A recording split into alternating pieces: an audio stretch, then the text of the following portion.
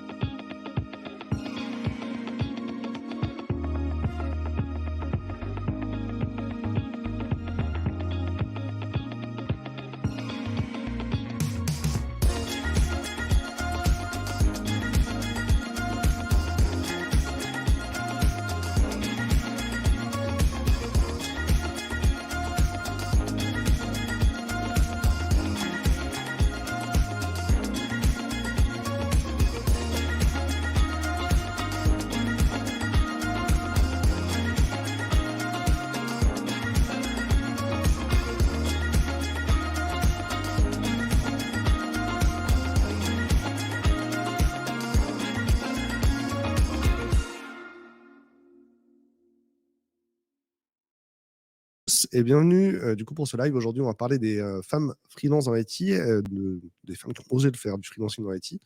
Juste avant de commencer, je prends le temps de vous présenter InSitu. InSitu Freelance, c'est l'entreprise qui crée le match parfait entre les freelances du marché de l'IT avec les besoins de leurs clients grands comptes. Vous avez aussi la possibilité de les rejoindre en faisant du portage salarial, avec ce statut de portage salarié, grâce à la filiale InSitu Portage. Ils sont présents à Lille, Nantes, Paris, Bruxelles, Lyon et Valence. Donc, n'hésitez pas à contacter les consultants InSitu. Est-ce que des consultants, des commerciaux, des consultants InSitu qui sont dans le chat et qui peuvent se manifester? Voilà, je vois Patrick qui dit bonjour, rejoignez-nous. Si à tout moment, il y a un des sujets qui vous intéresse et vous voulez l'approfondir, n'hésitez pas à contacter les personnes qui travaillent chez InSitu. Ils ont l'habitude d'accompagner des gens qui se lancent en freelancing, répondre à toutes les questions et trouver les premiers clients. C'est leur métier. Est-ce que c'est cool? Voilà, c'est vous. C'est hein. cool.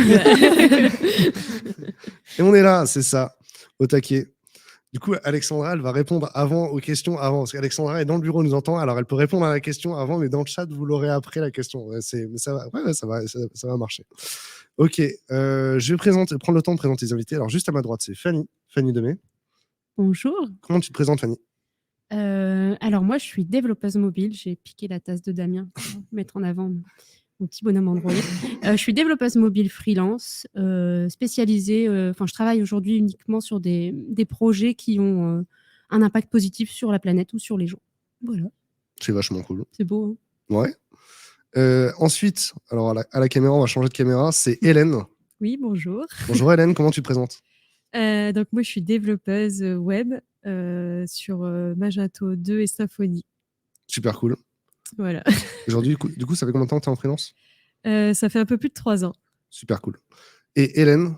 Corinne. Corinne. Oui, même 2 Hélène d'affilée. Corinne, vas-y.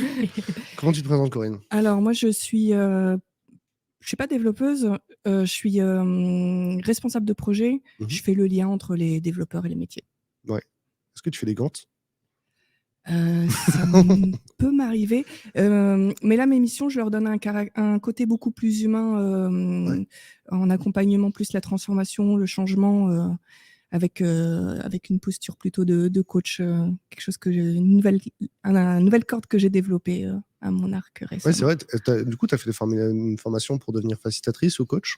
Oui, coach, ouais. Mais du coup, je fais de la facilitation, du coaching. J'accompagne les équipes parce que quand on développe des produits IT, technique, il faut accompagner les organisations. Il y a du changement à côté et c'est une part de mon boulot. C'est chouette en vrai de prendre soin des humains avant de prendre soin des US. Ça a du sens. Hein. Ok, c'est cool. Dans le chat, n'hésitez pas à poser vos différentes questions tout au long du webinaire. Je les prendrai au fur et à mesure. On va essayer de répondre à toutes les questions avant de raccrocher. Mais à un moment, il faudra qu'on aille manger quand même, donc vous inquiétez pas. On raccrochera. La première question que je voulais vous poser, en fait, c'est de raconter l'histoire en fait, du déclic. Quand et comment vous êtes passé en freelance? Quel a été le déclic? Qui veut se lancer en premier? Je veux bien essayer. Vas-y, Hélène. Moi, en fait, donc, j'étais à la recherche d'une nouvelle opportunité. Donc, j'étais en CDI. Je voulais changer un petit peu et voir autre chose. Et en fait, on m'a proposé un poste qui m'intéressait. Et par contre, on m'a dit, est-ce que tu es ouverte au freelance? Parce que ce poste en question, ils veulent pas forcément prendre quelqu'un en CDI, ils veulent prendre quelqu'un, un prestataire. Donc voilà, c'est comme ça a commencé ma réflexion. Et du coup, voilà, je me suis lancée. J'ai fini par me décider. Ok, et ça, c'est comment tu t'es lancée? Est-ce que tu as fait du portage salarial à ce moment-là? Oui, j'ai fait du portage salarial. Du coup, en fait, ce qui me faisait... on reparlera peut-être après des peurs, mais c'est ce qui me faisait peur. En fait, c'était tout le côté un peu administratif et tout ça. Je ne savais pas trop dans quoi j'allais m'embarquer. Donc, le portage... ça enlève du coup toutes ces craintes d'administratif. On est un peu plus tranquille. On n'a pas trop la gestion. C'est une simplification. C'est une simplification. Ouais. Ok. Corinne, tu veux enchaîner? Oui, alors moi j'étais en CDI aussi et je faisais le constat que finalement j'avais ce besoin en fait de me renouveler régulièrement, de voir plusieurs entreprises, d'apprendre. J'avais cette curiosité que j'avais besoin de nourrir. Où j'ai changé de boîte plusieurs fois pas trop souvent quand même, mais assez régulièrement. Je me suis dit, si c'est pour faire ça, autant passer de l'autre côté. Et ce qui m'a fait le déclic pour moi, ça a été de pouvoir en discuter avec d'autres freelances autour de moi. Notamment des développeurs qui étaient indep et qui m'ont permis en fait de me rassurer déjà de découvrir cette possibilité, de me rassurer par rapport à certains aspects qui me posaient question. Quand tu dis que tu changeais beaucoup de jobs avant, tu peux le quantifier parce que vraiment il y a des gens qui changent ils disent qu'ils ont changé beaucoup de jobs, mais des fois c'est 3 fois en 10 ans et c'est pas tant que ça pour certains. Ouais, alors c'est je suis restée 2 fois 5 ans dans une boîte où j'ai changé de poste en interne. Et puis après, je suis venue ici à l'incubateur Airec Technologies pour un projet de start-up. Après, j'ai fait une boîte où je suis partie pendant la période d'essai. Puis après, je suis restée 2 ans et demi, 3 ans dans ma dernière entreprise salariée. Donc, il n'y a pas de vraie durée, mais puis à chaque fois, c'est toi. Il n'y a pas de moyenne, mais c'est toujours moi qui avait l'impulsion du changement. C'est aussi, c'est ça, c'est toi qui as l'impulsion, c'est toi qui décides quand tu pars à chaque fois. Voilà. Donc, effectivement, à ce moment-là, ça a du sens. Et toi, Fanny, quelle est l'histoire? Alors, moi, j'ai fait, mes 3 précédentes entreprises en CDI, j'ai fait 3 boîtes, 3 ans. Ça s'est toujours fini mal. Donc, soit licenciement économique, soit rupture conventionnelle, parce qu'à un moment donné, il y a quelque chose qui ne passait plus. Ouais. J'étais souvent le mouton à 5 pattes et au final, je finissais par faire des choses que je savais faire, mais qui ne me plaisaient pas. Et du coup, voilà, comme après, j'avais la rupture conventionnelle qui m'a permis de me lancer avec la sécurité du chômage derrière, je me suis lancée. Voilà. Et du coup, comment ça se passe? Comment tu te lances? Qu'est-ce qui se passe au début quand tu te lances? Qu'est-ce qui se passe au début quand tu te lances? Tu dois chercher tes premières missions. Ce qu'on disait juste avant en off, c'est qu'il faut vraiment le faire au dernier moment parce que les missions freelance, en fait, on a l'entretien et puis la semaine d'après, on commence. Donc, c'est un peu flippant au début de se dire qu'est-ce que je vais prendre, qu'est-ce que je vais pas prendre, qu'est-ce qui me motive, qu'est-ce qui me motive pas. Et moi, au départ, justement, il y avait plein de trucs qui me motivaient pas trop et je me disais il y a un truc qui me manque. Comme mes 3 dernières boîtes, en fait, j'avais vraiment choisi des choses qui étaient dans un environnement qui me plaisait, qui avaient les valeurs, qui avaient vraiment les mêmes valeurs que moi. Il y avait un truc qui me manquait au départ parce que je voyais des offres qui matchaient pas. Et du coup, je me disais, est-ce que je les prends? Est-ce que je les prends pas? Je suis pas hyper motivée. Et justement, un jour, en fait, toi, tu m'as envoyé une personne qui cherchait quelqu'un pour travailler dans l'écologie, sur le domaine de l'agriculture, avec une grosse partie écologie. Et cette personne-là t'avait dit, je cherche quelqu'un de freelance. Tu avais parlé de Tech for Good. Et je me rappelle, tu m'as dit, direct, j'ai pensé à toi. Il m'a dit Tech for Good, il m'a dit développeur, développeuse. Direct, j'ai pensé à toi. Et là, j'ai eu un deuxième déclic qui était de me dire, en fait, je veux être freelance, mais je veux aussi finalement associer une image à qui je suis. Je suis pas juste Fanny, développeuse mobile, freelance. Je suis Fanny, développeuse mobile qui travaille dans la Tech for Good, qui travaille sur l'écologie, l'accessibilité, etc.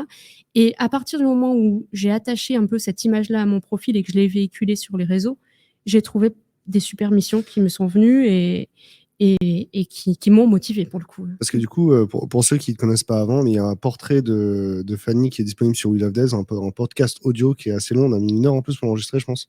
En plus, tu étais venu chez moi. Ouais, j'étais venu chez toi en voiture à l'époque. J'avais encore une voiture. Aujourd'hui, je serais revenu à vélo. Mais et donc du coup, ce portrait-là, il était assez long et dans la mission était arrivée après. Et c'est vrai que j'avais retenu du portrait, en tout cas, qu'il y avait ce pattern-là dans les boîtes. L'externalité positive de la boîte, à chaque fois que tu avais choisi ton job, il était important pour toi. Et donc, c'est pour ça qu'effectivement, là, il me parle de Dev Android, ça réduit quand même vachement le scope sur les jobs. Mais au début, je pensais que ce serait quelque chose que tu ferais entre 2 trucs avant de trouver ta boîte d'après, tu vois. Oui, et finalement, en fait, ça a marché tout de suite. J'y croyais pas. J'ai fait un post sur LinkedIn, je me suis dit, je veux faire du dev mobile, je veux travailler en remote. J'avais l'impression de vraiment faire une checklist un peu wishlist d'enfants gâtés, quoi. Et à la fin, je mis cerise sur le gâteau. Je veux que ça soit dans la Tech for Good ou autre. Et en fait, de ça, j'ai trouvé une mission chez Médecins Sans Frontières. Il y a une question ici de Kéra qui nous dit, est-ce qu'il faut avoir 3 ans d'expérience en dev ou pas pour se lancer? Parce que c'est vrai que les personnes qui, en fait, les personnes qui ont fait le mouvement, qui l'ont fait il y a plus longtemps que nous, enfin avant aujourd'hui en tout cas, ont tendance à avoir plus d'expérience. Est-ce que vous pensez que quelqu'un qui se lance sur le marché aujourd'hui peut se mettre en freelance tout de suite ou dans la première année, quoi? Moi, c'est justement une question qui me faisait peur parce que du coup, j'ai commencé, en fait, j'avais 27 ans. Mhm. Donc, j'avais 4 ans d'expérience. Et bah, la preuve en est que 3-4 ans, on est à peu près dans les clous, quoi. Je pense qu'on peut le faire. Après, c'est bien si on a, pendant ces 3 ans d'expérience, on s'est un peu spécialisé dans un domaine. Et c'est important aussi, justement, je pense, de faire le point et de voir les compétences qu'on a pour voir ce qu'on peut offrir, justement, dans une prestation. Je rigole, les commentaires. Alexandra vient de mettre une punchline qui était assez sympa, quoi. Alexandra vient de souligner le fait que là, travailler des femmes, c'est agréable parce que dans son équipe, ils ont une femme en boss. Donc, c'était la punchline. C'est pour ça que j'ai rigolé. Est-ce que tu penses que tu aurais pu te lancer directement après la sortie des études ou pas, Hélène, en tant qu'indep? Moi, je pense pas, mais c'est pas. Je sais pas si c'est un problème de compétence. Je pense que c'est un problème aussi de confiance en soi, parce qu'il en faut aussi un petit peu. Faut une certaine maturité, en fait, tout simplement, je pense. Donc, moi, pour ma part, moi, je l'aurais pas fait. Et du coup, là, on peut rebondir. Le sujet d'après, c'était de savoir quelles sont les croyances limitantes ou les peurs qu'on a avant de se lancer. Tu penses que tu n'avais pas assez confiance en toi avant pour te lancer? Oui, je pense. D'ailleurs, même quand je me suis lancée, j'avais pas forcément une énorme confiance en moi non plus. Mais bon, après, j'ai dit, bah tant pis, allez, je me lance. Et puis, je me suis un peu jetée dans la piscine pour apprendre à nager, quoi.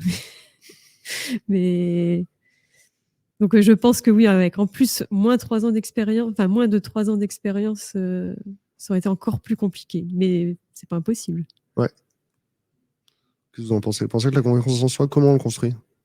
Moi, je dirais que pour répondre à la question, si on peut se lancer tout de suite, c'est pas du tout une question de compétence. Moi, ça m'arrive aussi d'être de l'autre côté où je peux choisir d'embaucher entre guillemets des devs en prestation.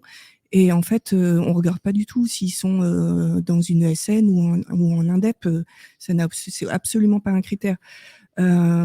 Après, je dirais, pour revenir de l'autre côté,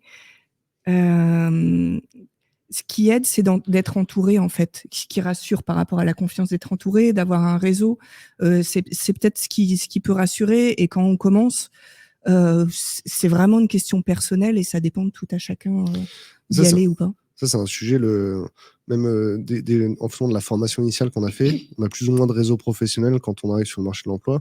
Et c'est vrai que ce réseau professionnel, il aide à trouver les premières missions, quand même. Donc, c'est la question, on peut se lancer au premier jour, mais il faut avoir suffisamment confiance en soi et il faut avoir le réseau professionnel pour trouver les premières missions. Ça, oui. On peut aussi aller voir, on peut aussi aller voir des réseaux d'apporteurs d'affaires comme In-situ pour le coup.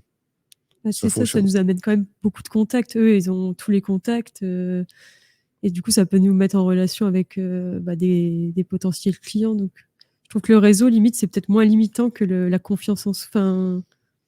Moi, je pense que la confiance en soi, c'est vraiment le premier truc qu'il faut avoir. Le réseau, ça peut encore se construire, même si on ne l'a pas encore dans les premières années. Ok. Est-ce qu'il y avait d'autres freins pour se lancer, vous pensez? Et dans le chat, dites-moi, c'est quoi les raisons pour lesquelles vous n'êtes pas lancé? Et on va voir si on peut y répondre. La question de Kéra sur les premières années était vraiment très pertinente. Merci beaucoup. Moi, ce que je vous disais tout à l'heure en off, c'est que en fait, j'avais jamais imaginé que ça aurait été possible. Enfin, j'avais même pas pensé en fait. Voilà, j'ai fait mes études d'ingénieur, je suis partie en CDI, je commence à travailler et je me suis jamais posé la question qu'il était possible de passer en indépendant à un moment donné. Et c'est juste en côtoyant, en travaillant avec des indépendants, je me suis dit mais pourquoi pas en fait. Et Hélène, tu avais la même histoire aussi, non? Moi, du coup, l'histoire, c'est quoi? On m'a proposé. En fait, du coup, je me suis. Mais c'est vrai qu'avant, j'y pensais pas. Et quand on m'a dit, on a un poste, mais c'est ouvert c'est plutôt du freelance. Sur le coup, je dis, ah mince. J'avais pas du tout réfléchi à ça. Et puis bon, après, du coup, c'est l'opportunité plutôt qui a fait que je me suis lancée. C'est le fait que vous ayez bossé dans des plus grosses boîtes aussi, ça fait qu'il y avait des prestats avec vous. Toi, Fanny, vu que tu as bossé plutôt dans les petites boîtes, il y avait moins de prestats. que du CDI, des petites boîtes. On était 10 maxi. Ah, les PME, elles aiment bien embaucher tout le monde. Ouais. C'est un sujet. C'est pour ça que c'est bien qu'on en parle en fait aujourd'hui, justement. Ouais. Oui, Pour puis, dire que ça existe et que on est les exemples, on est des femmes, on a franchi le cap avec des expériences très différentes. la question que pose Virginie, elle nous dit que la principale raison pour elle, c'était la peur de l'inconnu, la peur de se lancer, des impacts sur la vie perso. Voilà, elle a été rassurée et accompagnée par Institut, et ça crée une relation de confiance. Les impacts sur la vie perso, c'était quelque chose qui vous faisait peur aussi ou pas? Impact, pour moi, en fait, le métier, il change pas vraiment. Au contraire, je trouve que c'est plus positif l'impact vie perso parce qu'on a plus de liberté pour faire nos missions. Donc, c'est plus la peur en fait d'être sans rien, quoi, qui du coup pourrait impacter notre vie perso. Ouais. C'est vrai qu'avant, on peut avoir peur parce qu'on se dit comment on va gérer. Et puis après, quand on y est, mais en fait, mais c'est trop bien. On reviendrait pas en arrière. Ouais, c'est ça. Alors, du coup, genre, je vais vous poser une question qui est peut-être tabou. Vous me dites si vous voulez pas répondre. Vous aviez de l'argent de côté avant ou pas? Genre, est-ce qu'on met de l'argent de côté avant de se lancer ou pas? Moi, disons que j'étais plutôt confortable. Non, mais et après, pareil, mon conjoint lui travaille en CDI, donc le fait d'être à deux aussi, je pense que ça rassure. On se dit que au pire, on pourra compter l'un sur l'autre. Ça, c'est des filets de sécurité au cas où ça se passe bien, quoi. Au cas où ça se passe pas bien, je veux dire. Oui, voilà, ouais, ça peut être. Ça, Hélène, C'est Corinne. Corinne. Ouais, non, excuse-moi, je vais me tromper. Je vais me tromper plusieurs fois. Je suis désolé. Hein. Mais ouais, du coup, Corinne, toi, t'avais d'autres filets de sécurité, tu penses?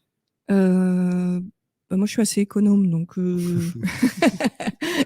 donc je prévois toujours un petit peu. Bah ouais. En vrai, je sais pas si c'est une recommandation qu'on peut faire aux gens qui veulent se lancer en freelance, c'est ou est-ce que ça les aide à se lancer, de dire, considérez que vous avez de l'épargne devant vous, permet de faire des bonnes décisions. Parce que c'est comme ça qu'on gère après, une fois qu'on est freelance, la trésor qu'on a devant nous, c'est notre sécurité au cas où on trouve pas de mission, quoi. C'est clair. Ok. Oui, je suis désolée. Moi, du coup, comme j'ai une rupture conventionnelle, j'avais le chômage en sécurité derrière. Bah oui. Donc, j'ai le chômage, c'est une partie de la réponse. Pas trop eu ce genre d'inquiétude. Après, c'est bien, c'est que ça peut rassurer. Il faut faire le point un peu sur ses comptes et se dire, en gros, là, avec ce que j'ai mis de côté, je peux être 1 mois, 2 mois, 3 mois sans contrat. Ça peut rassurer aussi en se disant, voilà, je peux gérer un imprévu, quoi.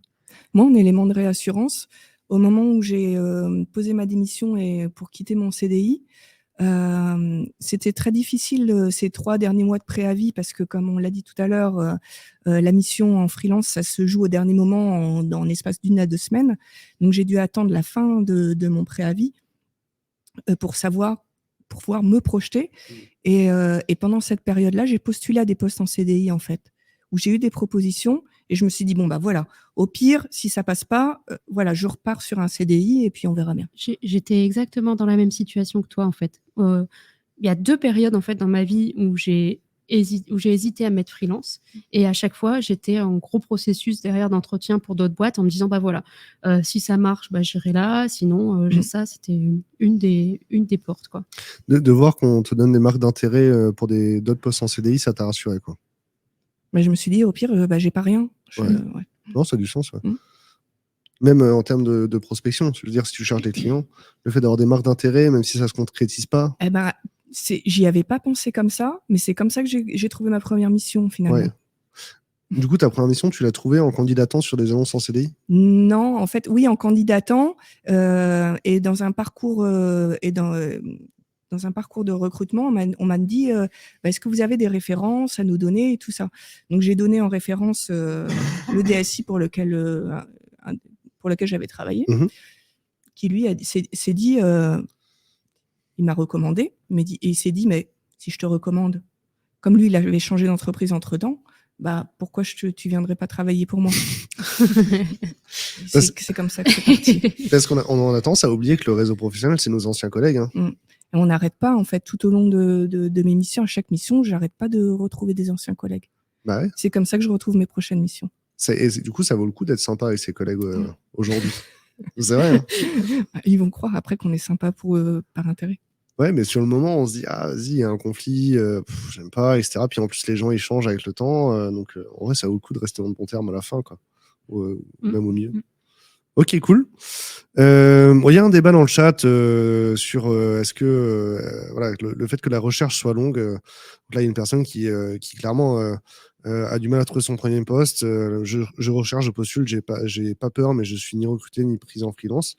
Il y a une période où on a l'impression qu'on mange que des noms ou pas. Comment on vit cette période-là si vous l'avez vécu? Tu l'as pas trouvé du tout? Mais je pense que ça dépend un peu aussi de l'expérience. Ouais. On s'est toutes lancées avec quand même de l'expérience derrière nous. Même toi, tu vois, 4 ans, je pense que c'est déjà pas mal. Et je sais pas, mais en tout cas, je pense que ça aide à trouver un poste, en fait. Peut-être que quand on démarre ou quoi, c'est peut-être plus compliqué. C'est ce que je suppose. Hein, Et ça dépend des milieux, ça dépend exactement ce qu'on recherche aussi. Ça peut être plus ou moins difficile. Ah ouais, c'est clair que le marché, il est plus difficile pour les gens qui cherchent leur premier job ou leur première expérience aujourd'hui. C'est clair. Mais même les gens, en fait, quand on cherche un poste avec lequel on a un scope précis, en fait, il faut accepter que ça prend plus de temps d'avoir la bonne opportunité. Les jobs s'ouvrent pas aussi souvent qu'on voudrait. Donc, on peut avoir l'impression d'avoir une sensation de traverser du désert et qu'on soit en CDI ou en freelance. C'est pas propre au free, en tout cas, cette sensation.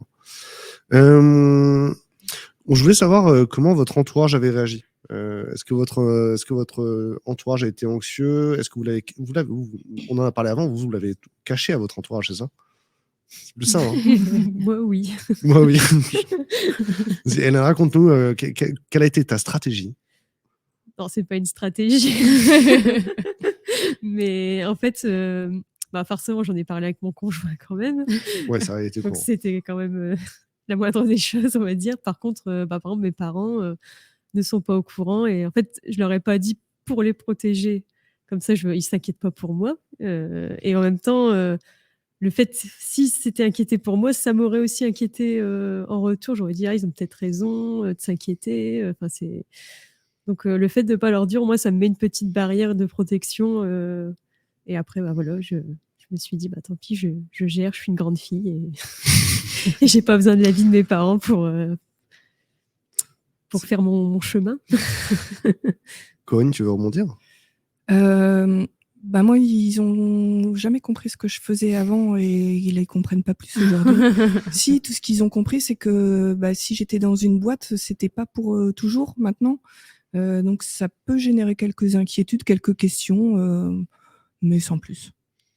Il y a ce sujet-là. Pour toi, c'est un signal faible, comme quoi on a une appétence pour le freelancing, le fait de changer de boîte régulièrement? Je sais pas quoi répondre. Non, je sais pas. La question était effectivement peut-être trop. J'étais désolé. Et toi, Fanny, je suis pas sûre que ça soit lié de changer de boîte régulièrement et de se dire tiens, je dois me mettre freelance. Non, je pense pas. Parce que c'est autre chose. Freelance, c'est toi qui vas chercher tes clients, c'est toi l'interface avec tes clients, etc. Il y a toute une partie où tu gères ta propre carrière qui pour moi n'a rien à voir, qui n'a aucun lien avec le fait que tu aies changé plusieurs fois de boîte. Après, je suis d'accord, tu fais tes choix. Ça dépend le vécu dans ces boîtes-là. Si effectivement on quitte les boîtes parce que le choix de carrière nous convient pas, le management ne convient pas, peut-être qu'effectivement au bout d'un moment il faut se dire je vais être mon propre manager de carrière et là ça peut être un indicateur. Est-ce que en fait, je pourrais reposer la question dans l'autre sens, c'est-à-dire finalement, c'est vrai qu'on est rarement soutenu dans cette démarche-là par notre entourage. Vous, comment vous aimeriez que votre entourage ait réagi, ou comment vous réagiriez-vous si quelqu'un de proche à vous vous en parlait de se mettre en freelance, quoi? Hélène a fait ah yes. Quand j'étais en mission en entreprise, moi, il y a des collègues qui étaient salariés qui m'ont posé des questions en fait pour franchir le cap et j'ai eu pas mal d'échanges avec il y a quelques-uns dont certains sont passés chez In-Situ d'ailleurs.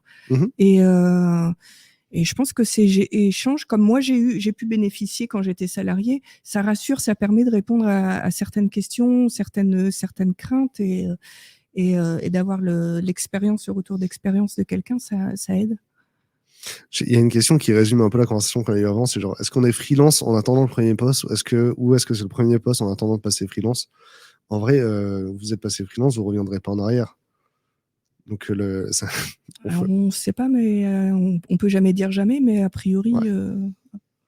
Et alors, qu'est-ce qu'il faut faire pour que Corinne elle repasse en CDI?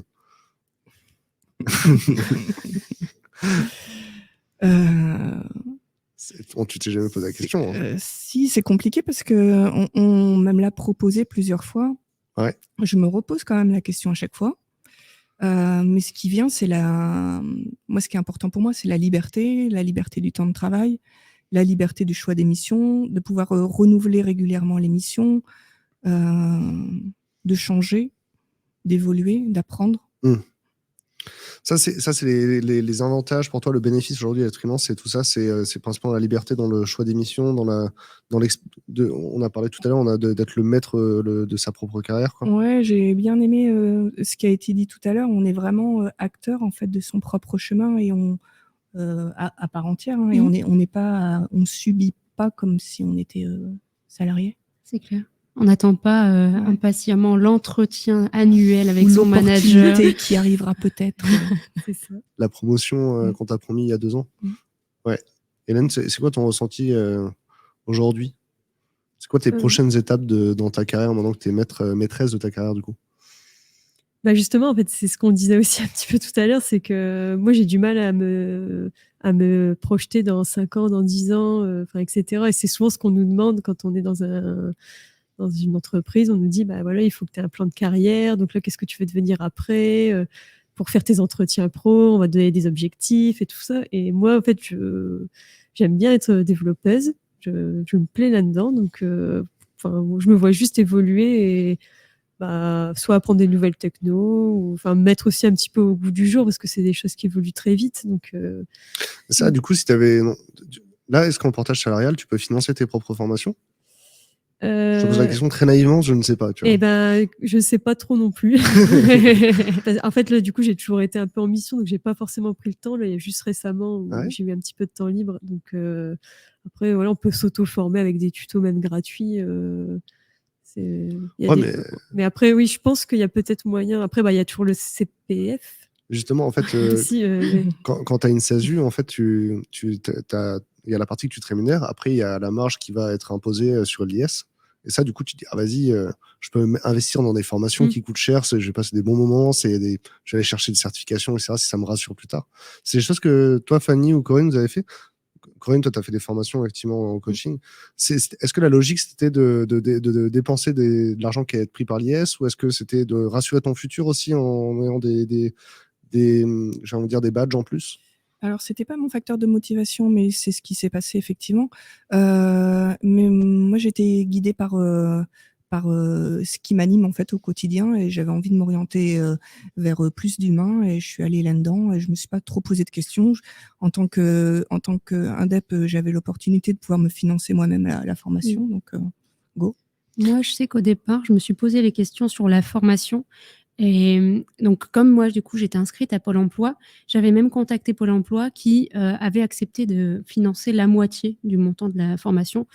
En gros, cette formation, c'était une formation SwiftUI. Moi, je fais du dev iOS, mais je ne suis pas experte. Et je me suis dit, j'aimerais bien potentiellement pouvoir avoir vraiment le double profil, expertise Android et expertise iOS. Et j'avais trouvé une formation assez pointue sur SwiftUI. Et voilà, donc j'avais fait cette démarche-là. Et au final, des missions sont venues où je me suis rendu compte que finalement, cette formation, à cet instant-là, n'était pas nécessaire, puisque j'avais trouvé des missions qui me motivaient. Et aujourd'hui, c'est plus forcément non plus d'actualité. En tout cas, mais c'est quelque chose que le jour où je sens que les missions viennent pas, où j'ai un peu plus de mal, je pense que c'est quelque chose que je réenclencherai, de pouvoir élargir ma casquette en prenant une formation, quoi. Alexandra a répondu à ma question. Elle dit qu'en portage salarial, la réserve financière permet d'investir dans du matériel ou des formations. Et c'est également une sécurité offerte par le statut. Merci, Alexandra. Merci, Alexandra. Et, Ma question, c'est parce que du coup, tu vois, Corinne, tu as fait la formation parce qu'elle t'intéressait. Mhm. Et finalement, maintenant, du coup, ça te sert dans ton métier. Et les fiches de poste se créent après que tu aies fait la formation. Est-ce que tu penses, Fanny, que quand tu as fait la formation Swift, tu avais cette démarche plutôt d'aller faire une formation qui te sécurise dans les opportunités plus tard? Ouais, je l'ai pas faite au final. Ouais, tu l'as J'ai pas fait faite en toutes les plus. Ouais. démarches, mais c'était effectivement pour sécuriser, pour me Ouais. dire, tiens, j'ai vraiment la double casquette, je peux aller chercher ces missions-là, qui me venaient aussi. En fait, j'avais des missions Swift UI Swift qui venaient jusque moi, en tout cas iOS, Mhm. mais où je me sentais pas à l'aise finalement parce que j'en avais fait il y a un petit moment, puis j'en avais jamais fait non plus à plein temps. Et forcément, comme j'avais un certain niveau d'expertise sur Android, bah, je me trouvais complètement nulle sur iOS, donc pas légitime. C'était aussi pour me redonner un peu de confiance sur ce sujet-là. Ok, la question, elle est posée de manière très provocante, j'ai envie de la prendre du coup. L'utilisateur LinkedIn nous dit que l'impression que les freelances quittent leurs ESN qui ne les écoutent pas. Il pose la question, là, est-ce que vous pensez vraiment que le freelance, c'est l'alternative aux ESN qui font pas bien leur travail, ou est-ce qu'il y a encore un espoir pour des ESN qui accompagnent bien les consultants, quoi? Moi, j'ai jamais été fan des ESN, donc personnellement, j'y vois. Il y a de l'avenir, mais moi, j'y vois pas. Je trouve qu'il y a plus d'avenir dans le freelancing, quoi. J'ai l'impression que demain, le ESN n'existera plus et ça sera du freelancing, ça sera du portage, etc. Je crois très peu au futur de l'ESN. Ou alors, ça va encore changer de nom. Ça sera plus SS2U et ESN. Ils vont retrouver encore 3 lettres pour essayer de tirer sur. Sur 4 à 3, peut-être la prochaine sera 2. Il y en aura 2, ouais. Ouais. Mais parce que tu nous as dit en off avant que tu pensais que le freelancing, c'était l'ESN tout seul. Et finalement, c'est plus que ça. Oui, moi, c'est un peu ça qui m'a freinée aussi, c'est que comme j'avais vraiment ce fort besoin de travailler sur un produit qui me parle, soit par rapport à mes passions, mes loisirs, soit par rapport à mes valeurs. C'est pour ça que j'ai toujours finalement choisi des entreprises en direct.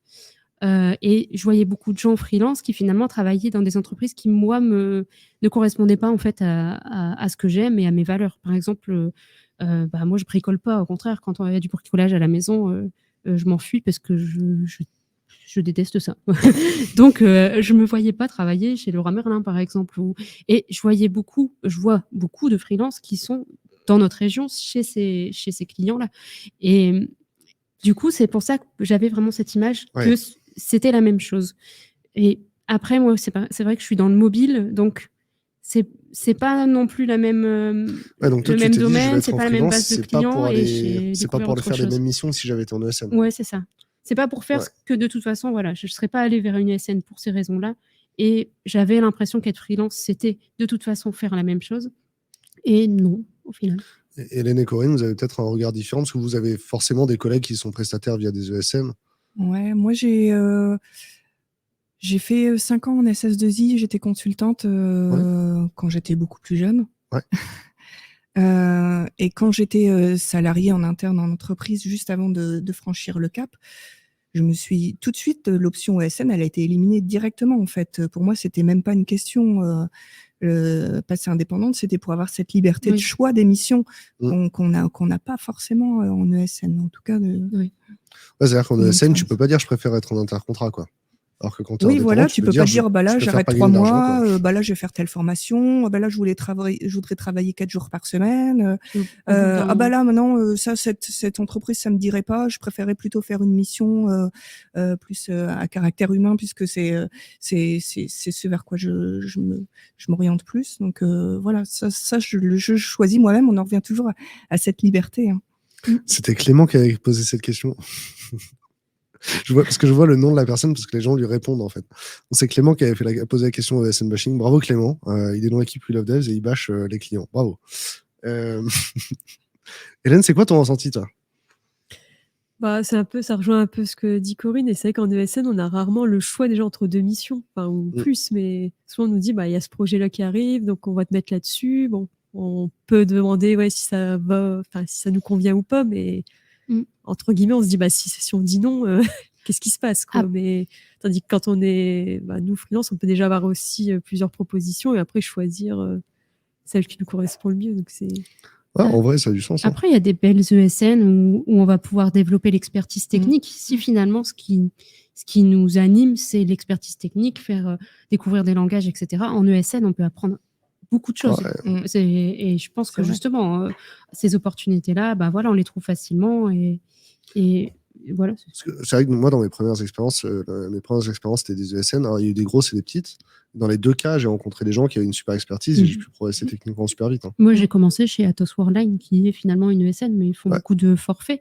Et c'est pareil, j'ai croisé des experts techniques, j'ai appris énormément de choses. Et c'est ça aussi qui m'a permis de construire un bagage qui m'a donné, aujourd'hui, je pense, la confiance que j'ai pour me dire, bah, en fait, je peux le faire. Ouais, je pense aussi. C'est une bonne école pour commencer. Ouais. Je me suis rattrapée sur le coup des ESN. Non, mais dans l'absolu. Non, mais en fait, puis c'est même dire il y a des bonnes et des mauvaises ESN. Je pense qu'il y a même des bonnes et des mauvaises expériences parce qu'il y a des entreprises où il y a des gens qui ont une mauvaise expérience et ça en fait pas une mauvaise entreprise pour autant. Et puis ouais, il y a toujours un takeaway qui est dans le truc, quoi. Enfin, je parle, désolé pour l'anglicisme. Vous avez pas beaucoup parlé du bénéfice des bénéfices qu'il y avait sur la liberté, donc sur le choix. Il y avait une question au tout début qui était sur l'équilibre vie pro, vie perso dans le chat. Je l'ai pas prise à ce moment-là, je vous la poser maintenant, mais vous pensez que l'équilibre vie pro, vie perso est meilleure en freelance aussi? Oui, complètement. Comment ça se concrétise pour vous? Alors moi, par exemple, je Bravo, travaille 4 jours par semaine, lundi, mardi, jeudi, vendredi. Je commence vers 9h15, je finis à 16h30 puisque je vais chercher ma fille. Clairement, dans une entreprise, je ne ferai jamais ces horaires, c'est pas possible. Donc ça m'offre cette liberté-là déjà. Ça m'offre la liberté aussi de finalement gérer quand je suis en congé, quand je ne le suis pas. Maintenant, je sais par exemple, ça fait 2 mois par an avec mon mari et mes 2 enfants. On part un mois, du coup on part 2 mois à l'étranger où on travaille à distance. On fait garder nos enfants quand on est allé par exemple en Écosse par une fille au pair ou par une nounou. Là, on part à Barcelone le mois prochain et j'ai trouvé un jardin d'enfants où ils vont être gardés là-bas. Mais par contre, en fait, on travaille 3 petites journées par semaine. À 15h, on récupère les enfants et on les récupère, on se promène, on visite et ça, c'est pareil, en entreprise, c'est impossible de le faire. Donc, et c'est génial, on vit des expériences géniales. Surtout que tes enfants sont super jeunes en plus. Ma fille a 4 ans et mon fils a 1 an et demi. Ouais. Il y a une famille sur Instagram, ils font ça à vélo. Toute l'année, du coup. Je ne sais pas c'est quoi leur travail sur Instagram. Je suis pas encore prête pour le vélo. On a essayé le camping-car une semaine, on s'est dit. Ils sont beaucoup trop hardcore. Le deuxième enfant, il est né sur un parking. Franchement, ils sont beaucoup trop hardcore. Moi, j'ai regardé, je vais prendre des recettes, mais ouais, beaucoup trop hardcore. Là. Elle était enceinte, ils sont partis en vélo et elle a couché à mi-chemin. Non, peut-être on peut rester à la maison. À partir du 6e mois, je pense que c'est OK, quoi. Non, ouais, ils sont un peu plus intenses. Vous, l'équipe perso, l'équipe vie pro, comment ça se concrétise pour vous, Hélène et Corinne? Moi, du coup, je m'étais pas encore trop posé la question parce que je suis toute jeune maman là, depuis 3 mois. Donc avant ça, en fait, je travaillais, j'avais à peu près les mêmes horaires qu'avant quand j'étais en CDI sur 5 jours. Donc en fait, c'était pareil, je dirais. Et là, maintenant, par contre, que j'ai une fille, je commence aussi à me dire que ça pourrait être bien d'aménager un petit peu mes horaires pour profiter d'être avec elle et d'allier un petit peu la vie perso avec la vie pro. Sur la prochaine mission, du coup, tu penses que tu vas chercher quelque chose qui est plus aménageable? En fait, déjà, oui, j'essaie au moins déjà qu'il y ait du télétravail. Bon, c'est que maintenant, c'est bien rentré dans le quotidien, mais ouais, déjà au moins du télétravail, par exemple, sur une journée ou 2 par semaine pour pouvoir être avec ma fille et pas la mettre en nourrice, ça pourrait être bien, quoi. Après, oui, je verrai aussi ce que je trouve et comment on peut s'organiser, quoi. Corinne, c'est quoi ton sentiment du coup? Moi, je suis d'accord avec les filles, en fait. C'est quoi ton expérience? Moi, j'ai 2 filles qui sont plus grandes. Elles ont 16 et 14 ans. Quand je les ai eues, quand elles étaient petites, j'étais en CDI et j'avais pu bénéficier d'un temps partiel. Mais aujourd'hui, ce que je constate, je suis aussi sur un temps partiel mais qui est beaucoup plus souple en fait. Comme disait Fanny, je choisis mes jours où je suis là, pas là. Là, c'est le mercredi après-midi où je me dégage pour pouvoir faire les conduites aux activités. Est-ce que tu tiens des feuilles de temps? Des feuilles de temps les CRA et tout ça, les comptes rendus d'activité. Ça dépend des missions. Parce que en fait, Pourquoi non, mais je me pose la question parce que quand tu as des feuilles de temps avec où tu dis j'ai travaillé de telle heure à telle heure tous les jours, Ouais. c'est vraiment plus flexible, facile d'avoir de la flexibilité que Ah ouais, quand tu es salarié et que tu es en forfait. à la journée, ouais. Bah ouais, et du coup, je me dis que peut-être un employeur ou une entreprise a plus confiance dans quelqu'un qui a des feuilles de temps et qui du coup travaille quand elle veut que quand quelqu'un qui est au forfait et on mesure pas, quoi. Ah, peut-être. Moi, je facture à l'heure. Facture à Donc, l'heure. j'ai 4 clients en parallèle déjà. C'est comme le cloud, bientôt tu passes à la minute. Et j'ai un compteur, j'utilise Toggle, je crois que ça s'appelle Ouais. comme. Et je compte et je facture à l'heure. Une journée, c'est 7 heures. Donc, en fait, là, je vous dis, je fais 4 jours. Bah, quand je travaille quand je travaille lundi pour un client, bah, si j'ai travaillé que 5 heures, bah, je facture 5 heures. Et voilà, je trouve que ça instaure la confiance des deux côtés. Et c'est normal, si je travaille que 5 heures, c'est pas une vraie journée. Hein. Du coup, il y a une personne dans le chat qui dit voilà, vous pensez que le part-time c'est plus facile en freelanceur, on partage cette sensation. Bah, hein. oui. Et du coup, vous avez parlé de télétravail. Il y a une époque où les gens se mettaient en freelance pour faire du télétravail, quoi. C'était un vrai truc. Ça aujourd'hui, voilà. Ce que je veux dire, c'est que quand on prend une mission à longue durée chez un client, on n'a pas forcément. Finalement, on a les mêmes conditions que les collaborateurs, quoi. Les collaboratrices. Ah, c'est plus souple. Hein. C'est plus souple. Hein. Ouais, les collaborateurs, ils ont un certain nombre de jours de télétravail de fixés. Ouais.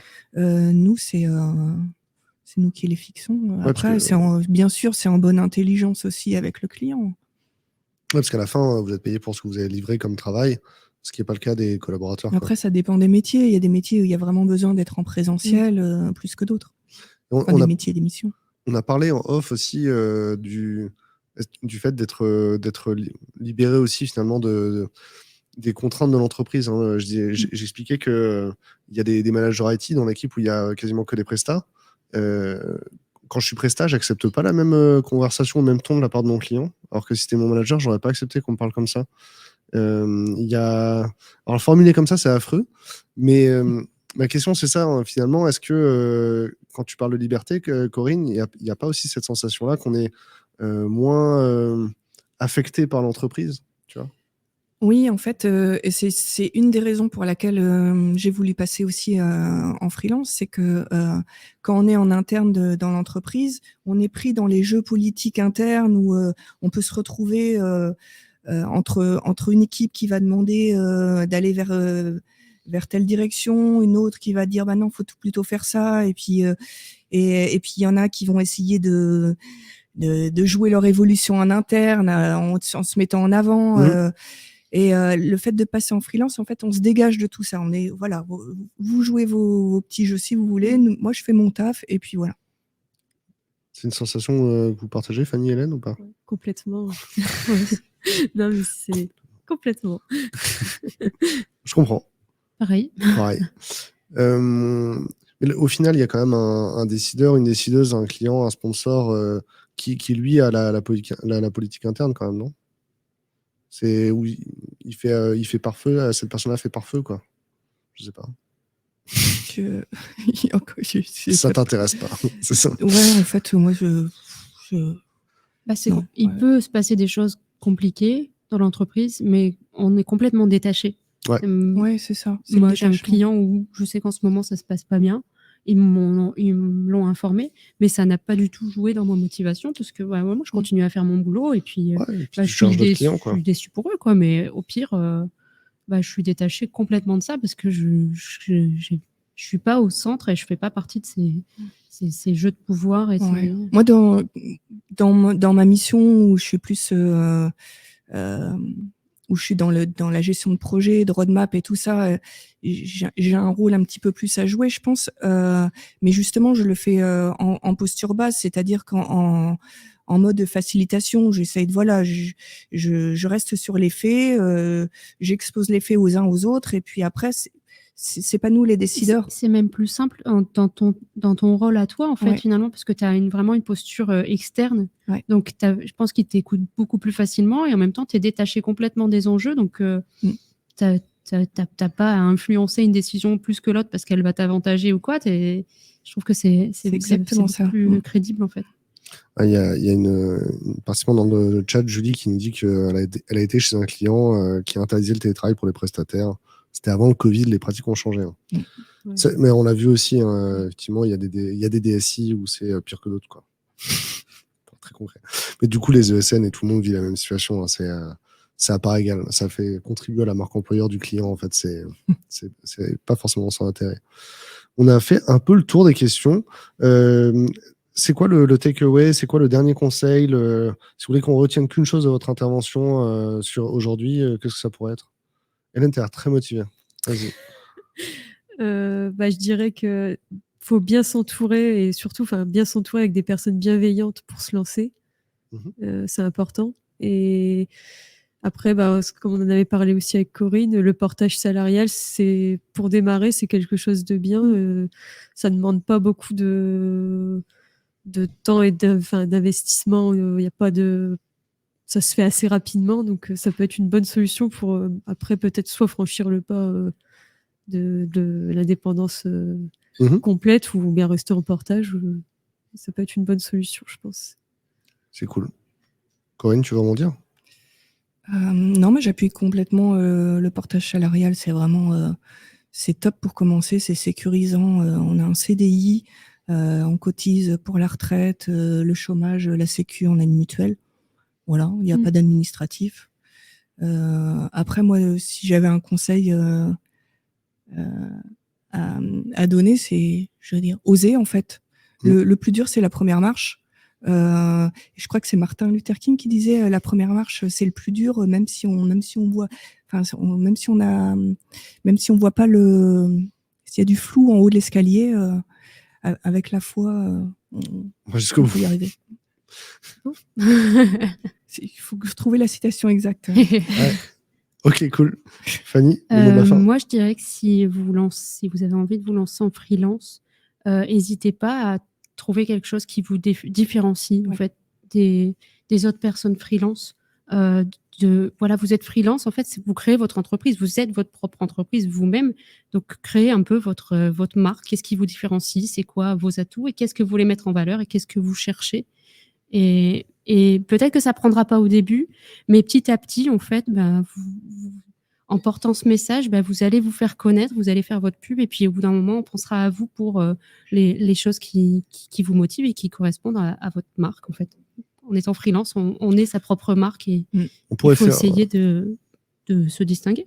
On pourrait faire un webinaire entier sur l'e-réputation quand on est freelance. Ou la réputation de manière générale. Son personal branding. C'est ça.